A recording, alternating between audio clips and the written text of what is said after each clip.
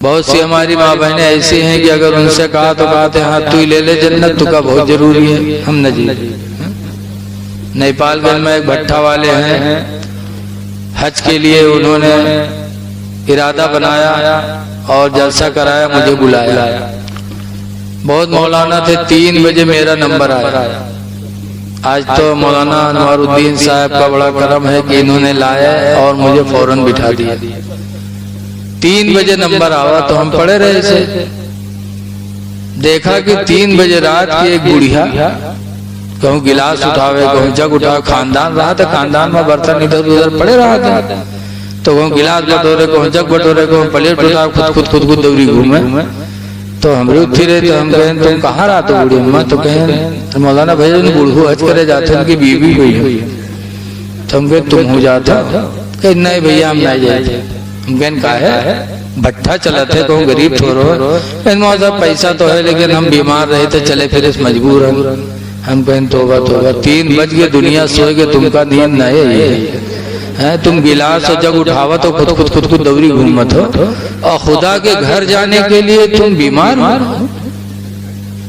एक औरत जब खाने काबा के तवाफ के लिए निकला करती है, हजरत आयशा सिद्दीक़ा रज़ी अल्लाह ताला अन्हा रसूलुल्लाह की बीवी हैं, इन्होंने जिहाद की इजाजत मांगी सरकार से। हजरत आयशा ने कहा अल्लाह के रसूल, मर्द लोग अल्लाह के राह में निकल कर जिहाद करते हैं, हमें भी इजाजत दे दो, हम भी अल्लाह के राह में जिहाद करूंगी। तो सरकार ने फरमाया आयशा जिहाद न करो, जिहाद कुन्नाल हज्जुल मबरूर, तुम सबका जिहाद तो हज मकबूल है, हज कर लो यही तुम्हारे लिए जिहाद है, उम्रा करो यही तुम्हारे लिए जिहाद है।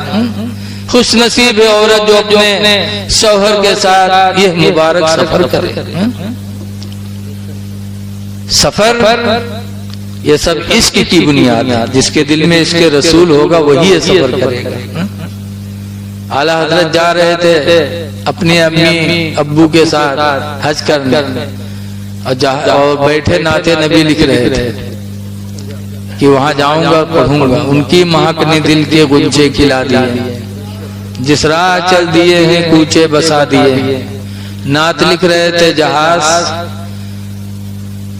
गड़बड़ हो गया, ऐलान हो गया कि लोग अपने अपनी तैयारी करें, जहाज पानी में डूबने वाला है, अपने अपनी मौत की तैयारी करें, पानी जहाज मौज में फंस गया है। आला हजरत की माँ घबराती हुई आला हजरत के पास आई, देखो लिख रहे, कहा बेटा क्या कर रहे हो? ऐलान हो गया तैयारी करो, जहाज मौजों में नजर होने वाला है, मौत आने वाली है। आला हजरत इमाम अहले सुन्नत ने जब सुना तो उसी में एक शेर लिखा था मदीने की तरफ, या रसूल अल्लाह आने दो या डिबो दो, अब तो तुम्हारी जानिब, आने दो या डिबो दो, अब तो तुम्हारी जानिब, और कश्ती तुम्ही पे छोड़ी लंगर उठा दिए, कश्ती तुम्ही पे छोड़ी। इसके रसूल बहुत बड़ी दौलत है। हवाला हजरत इमाम अहले सुन्नत ने जैसे शेर उसमें जोड़ा कि आने दो या डिबो दो, अब तो तुम्हारी जानिब, कश्ती तुम्ही पे छोड़ी लंगर उठा दिए हैं। जैसे आला हजरत इमाम अहले सुन्नत ने शेर जोड़ा, वैसे अल्लाह का करम हुआ कि मौज खत्म हो गया और जहाज को निजात मिल गई, जहाज समंदर के किनारे पहुंच गया। जब इश्क होता है तो इश्क में बड़ा असर रहता है। आज मुसलमान कहता है कि हम आशिक हैं, लेकिन मुसलमान खाए पिए के आशिक, अल्लाह रसूल के कहाँ आशिक? एक सफर में 3 लोग निकले, एक ईसाई, एक यहूदी और एक मुसलमान, तीनों सफर में निकले। रास्ते में भूख लगी, बहुत भूखे, तो किसी ने खीर दिया और खीर बहुत थोड़ी थी। इतनी थोड़ी खीर थी कि अगर एक ही आदमी खाए तो उसका भला हो, और तीनों खाएंगे तो किसी को कुछ भला नहीं। तो तीनों ने फैसला किया कि यार ये खीर इस वक्त न खाए जाए, थोड़ी खीर है, तीनों लोग खाएंगे, किसी का भला नहीं होगा, लिहाजा खीर रख दो, सब लोग सो जाएं रात में और सुबह उठें फिर अपना अपना ख्वाब बयान करें। तो जिसका ख्वाब सबसे अच्छा होगा वो ये खीर खा लेगा तो उसका भला हो जाएगा। तो तीनों मीटिंग कई दिनों खीर रख दी और तीनों सोई गए कि बढ़िया ख्वाब देखा जाएगा, बयान किया जाएगा, जिसका ख्वाब अच्छा होगा उसको खीर मिलेगी खाने की। तो ईसाई जल्दी सोएगा कि जल्दी ख्वाब देखे, और यहूदी भी जल्दी सोएगा वो कि हम भी जल्दी ख्वाब देखें। लेकिन मुसलमान बगैर खाए कहाँ सोएगा? यहूद ना आँखें बंद कर ले और खौ खौ बजा करेला, और वो दोनों सोए गए। और जब जानिस की दोनों सोए गए, वो उठा बढ़िया कुल्ली की और खीर खाई, फिर आराम से सोया।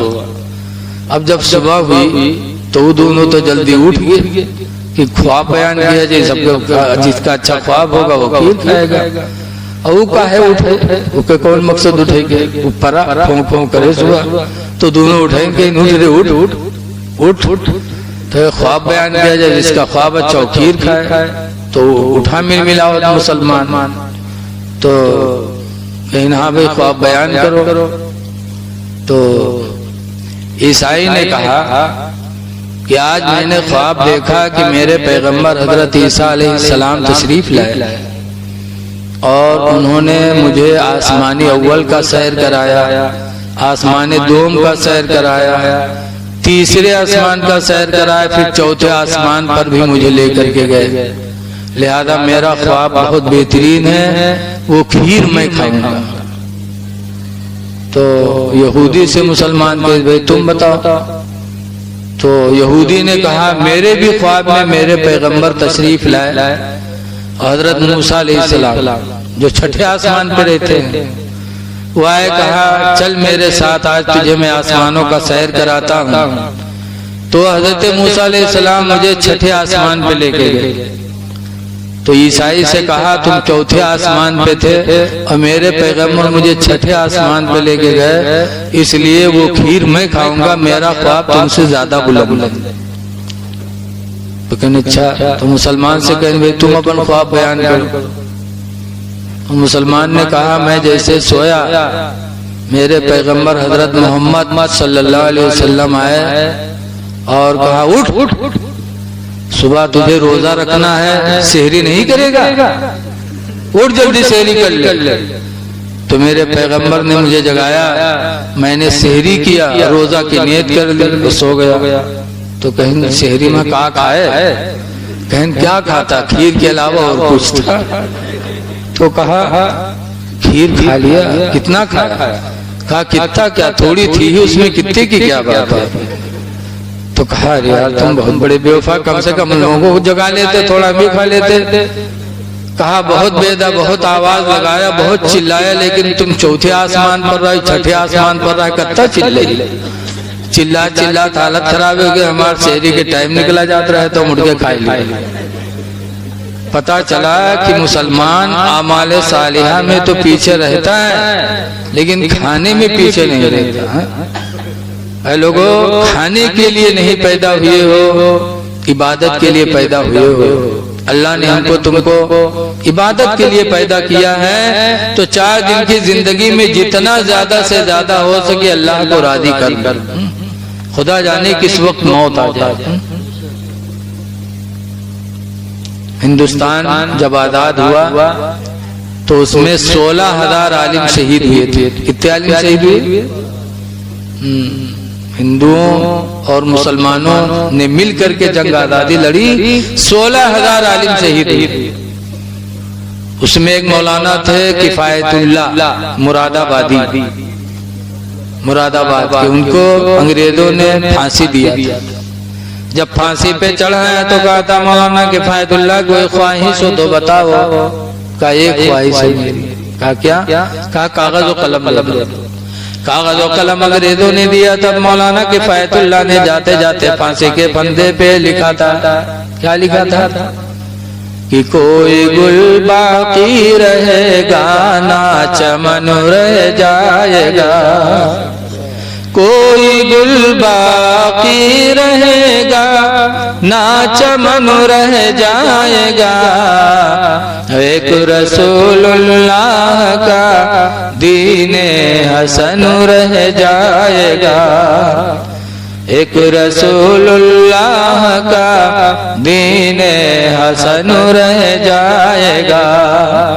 हम सफीरो बाग में हैं कोई दम के चहे, हम सफीरो बाग में हैं कोई दम के चहे, बुलबुलें उड़ जाएंगी सोना चमन रह जाएगा, बुलबुलें उड़ जाएंगी सोना चमन रह जाएगा। अतुल सो कम ख्वाब की पोशाक पे नाज़ान हो, अतुल सो कम ख्वाब की पोशाक पे नाज़ान हो, इस तने बेजान पर खाले कफन रह जाएगा।